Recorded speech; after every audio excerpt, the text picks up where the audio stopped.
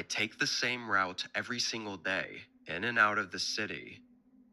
I don't live very far, just 30 or so minutes out in the quiet suburbs.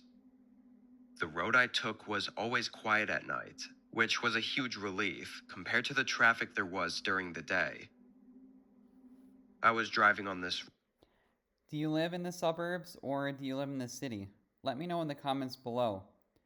I live in the suburbs, and while it can get kind of boring, I guess it is a lot safer and nicer than living in the city, in my opinion, because the city can be quite crowded and also pretty dangerous depending on what part you're in. But let me know if you live in the suburb or the suburbs or the city down below in the comments.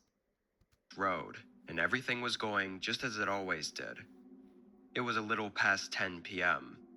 I was listening to my music and happy to be almost home.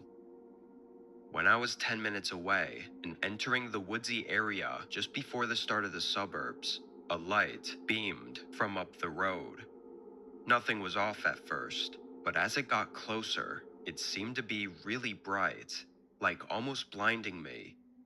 I literally had to stare at the shoulder of the road to make sure I stayed in my lane.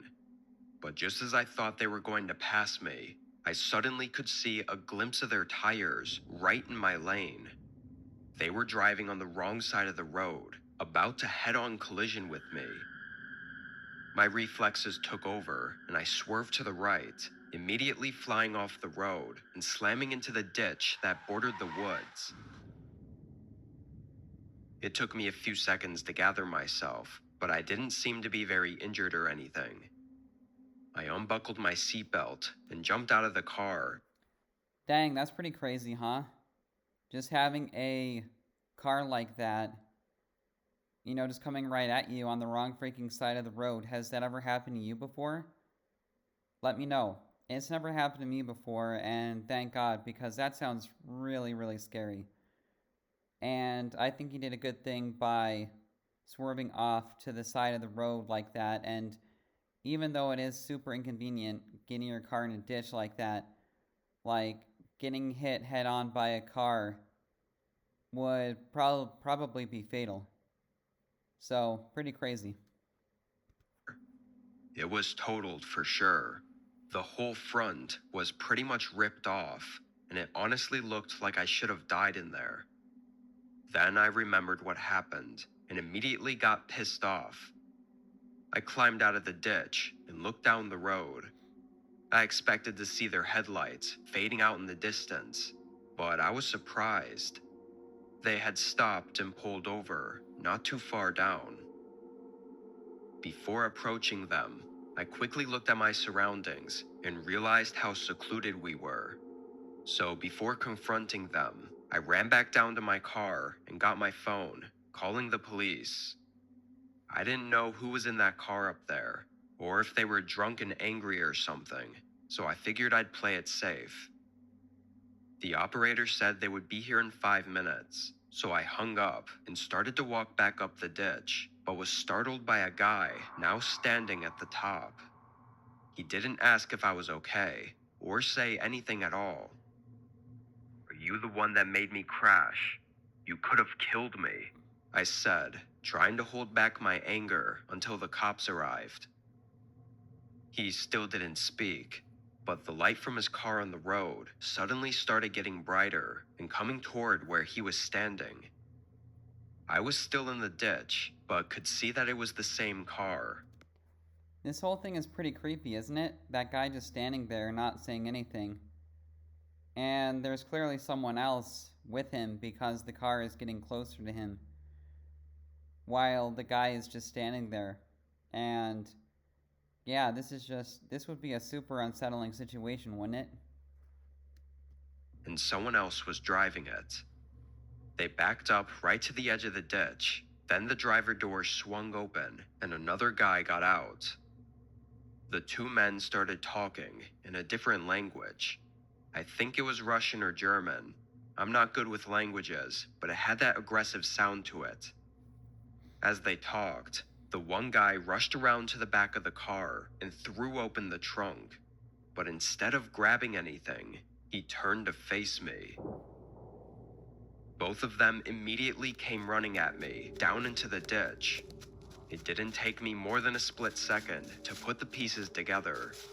I turned around and sprinted into the woods as the men ran around my car and continued chasing me. This would be really freaking scary at this point. Now he's basically being hunted by these guys, and you know, whenever they start talking a different language like that, that is never a good sign. German, whatever, Italian, Indian, whatever it is, it's never a good sign when they start talking in a foreign language like that to each other, because something is definitely up at that point. They were both large and heavier looking men, so after a good minute of sprinting, I'd lost them. Now I was in the middle of the woods with absolutely no light to see where I was going. I didn't even know which direction was which. With no sounds of the men nearby, I aimlessly wandered through the trees. I wasn't trying to get back to the road while the men were still around, but I also didn't want to get completely lost so that the police wouldn't be able to help me. After only a couple minutes of walking, though, I could hear the sirens in the distance to my left. I followed the sound, leading me straight to the road, where I could see the cop car at the top of the ditch and 2 officers inspecting my car. There were no signs of the men anywhere. I explained what happened, and they wrote down a report, but the follow-up investigation was minimal, since only their description was to go off of. Nothing was stolen from my car, though. It's pretty blatant that they were trying to throw me in their trunk, but whether that was planned before or after the crash is unclear.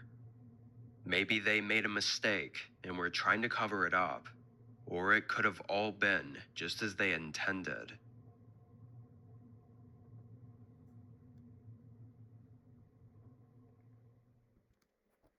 Yeah, I think this guy handled this situation really well, because he called the police first, and if he hadn't, it could have had a whole different outcome.